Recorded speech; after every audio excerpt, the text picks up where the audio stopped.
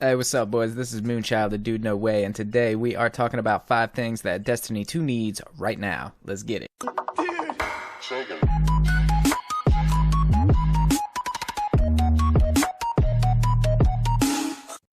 Now, before we get started, I do want to remind you guys that we stream every Monday and Tuesday from 9 p.m. to midnight Eastern Time over on Twitch, so if you want to come hang out with us, that is the place to do it. And it's important to remember that this is an opinion piece. Our opinions may be different, and that's okay. Put your opinion down in the comments below, and let's start a discussion. What do you think Destiny could benefit from? Alright, enough stalling. Let's get on with the video. Number 5. I want to see the EAZ get turned into a Battle Royale game mode. I said what I said. The map is perfect. It's huge, it's very vertical, there's plenty of places to hide. We could have an enormous size PvP mode just using this space that we already have. And the map is so big, we don't even have to utilize the entire thing. And we haven't had a big team battle kind of game mode in Destiny since Destiny 1. Without bringing back the exact same things that we've had before, this could be a new way to innovate on the PvP experience, and it could give Rumble players a place to go when they're not in the Rumble playlist. And as the matches go on and you get down to fewer and fewer people alive, instead of having the storm like you would have in Fortnite where everybody dies when they're inside the storm, literal pieces of the world could break off and fly out into space. And if you're on them, you're dead. Tough luck, pal. Not to mention it would cost a lot less money to make a new PvP experience out of the European aerial zone because we already have those assets. Bungie already has them in-house, and all they need to do is iterate on a game mode and not necessarily the map as a whole, aside from the pieces breaking off as the game moves forward. I think this is a great idea, and I think it could breathe a little bit of healthy competition back into the game, because even though we have Trials of Osiris and we have the competitive playlist, we need more things so that we can flex our muscles and say, hey, look, I am this good. Look at me. Look at what I did. And I think a Battle Royale style game mode could give that to us. Number 4. The GM Nightfall should have a chance to drop Masterwork exotics. This is the hardest content in the game we're talking about. It should give the best loot. We've never seen that before in all of Destiny. In the 6 years we've been playing Destiny, never has the Nightfall dropped Masterwork exotics. And this is literally the hardest Nightfall we've ever had. I'm amazed, frankly, that we've made it this far without somebody having made this change already. And I don't think that having double loot drops be the thing that draws you into playing the Nightfall ordeals is the most elegant solution to the problem. I really think that there's a better way here. There hasn't ever even been a chance for this to drop in a Nightfall, but imagine how many people would be more interested in going into the ordeals if they knew that they could get a high 60 plus stat roll exotic piece of armor that was already masterworked. Even if it was just a chance, that's enough of a chance, I think, to bring people in. People would be interested in that.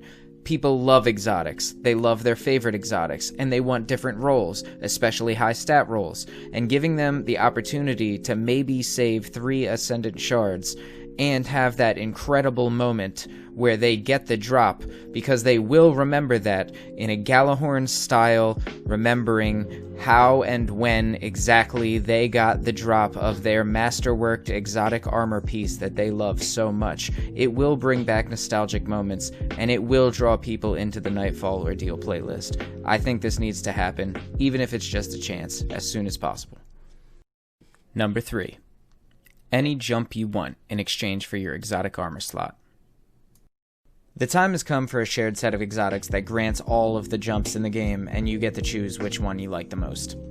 Giving up your exotic slot is a fair trade to have a more preferable style of movement. This also opens up a lot of build opportunities, and it's going to lead to a ton of variety in what we see people use. Imagine the satisfaction of blinking over your enemy and then smashing them with a Fist of Havoc. Like, imagine Top Tree Dawnblades with the Hunter triple jump. Imagine the collective sigh of relief from Warlocks in general when an exotic comes out that lets them give up floofing. We need this. We need this yesterday. All it has to do is give you one option, let you choose from any of the basic jumps in the game, and when you think about it, It's not overpowered because you're not getting the movement-based exotic versions of the jumps. No, you're getting the basic version. But even that could be a quality of life improvement if you prefer the movement style of another character class. Number 2. Please, for the love of God, give me separate charged and uncharged melee buttons. You can't imagine the number of times I go to knife someone and a smoke bomb flies out of my hand. And it does nothing, and then I die.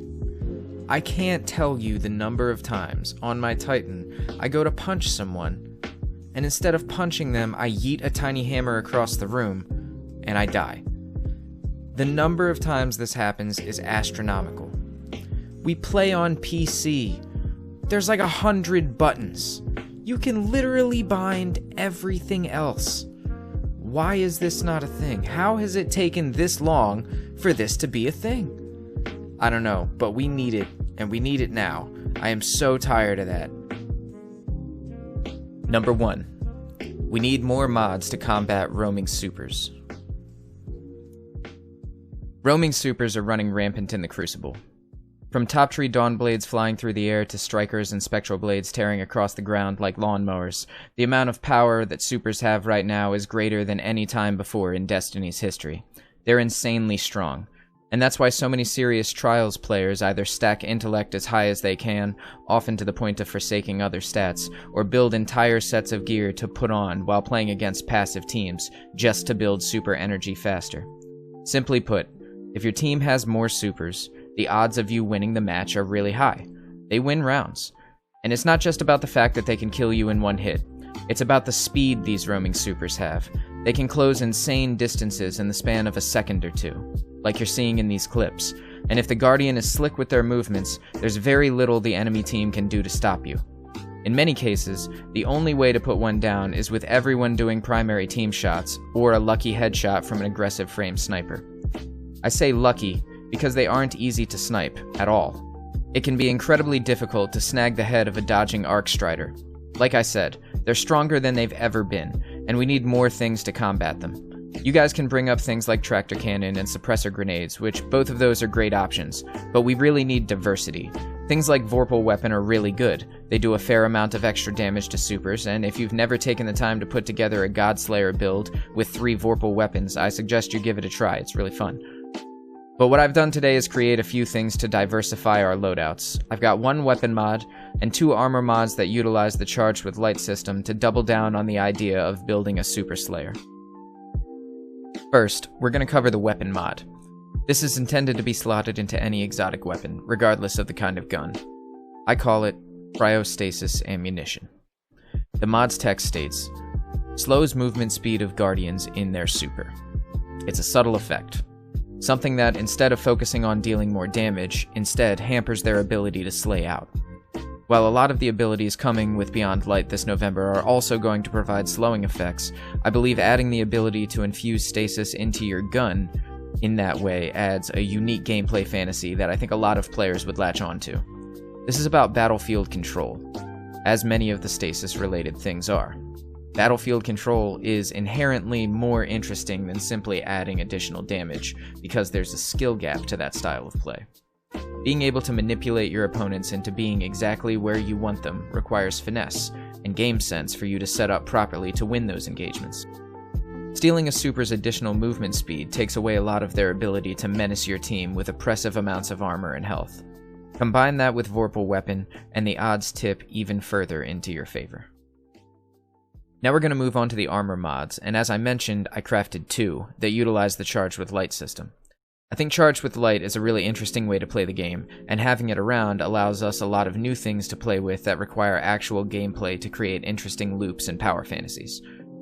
I really like its builder-spender system. It's clean, and it works well. The first of these 2, the builder, I call Vampiric Light. The text states, become charged with light and gain bonus super energy by defeating Guardians in their super. Very simple. Kill a Guardian in their super, you gain some super energy equivalent to one of the class ability mods like Pump Action or Remote Connection, and you become charged with light. The bonus super energy is there, but it isn't the focus, because once you're charged, you can utilize the second armor mod I've made, the Spender, called Light versus Light. The text reads, While charged with light, gain a bonus to weapon damage against guardians in their super. So you shut someone down, become charged with light, and now your next fight against a super will have the odds stacked even further in your favor. Again, you combine this with Vorpal weapons, equipped with cryostasis ammunition, and you start to become a very scary opponent to use your super against. Like the glint of a sniper, you're dangerous to them. And being in your line of sight could lead to them wasting their super and having to wait another 3 to 5 minutes before getting to try again. If put into the game, these could be building blocks for people to make really interesting builds. This isn't year 1 anymore. Tractor cannon and suppressors shouldn't be the only way to handle these situations. We've all seen Destiny Fun Police tear things up, and Sheik is an amazing player, but we shouldn't all have to be running the same build to be terrifying to super against. There are options, where there need to be. The possibility for interesting choices exists here if we let it, and I think we'd be doing ourselves a disservice if we didn't keep our mind open to expanding our options. And that's my list. If you agree or disagree with anything I've said today, leave a comment down below. If you enjoyed this video, please remember to hit the like button as it really helps the channel grow. Subscribe and hit the bell icon for more Destiny content coming every week. I want to remind you guys once again that we stream on Twitch Mondays and Tuesdays from 9 p.m. to midnight, so come check us out there. Link is in the description below. And thank you all for listening. It's been a pleasure hanging out with you. I am Moonchild of Dude No Way, and I'll see you in the next video.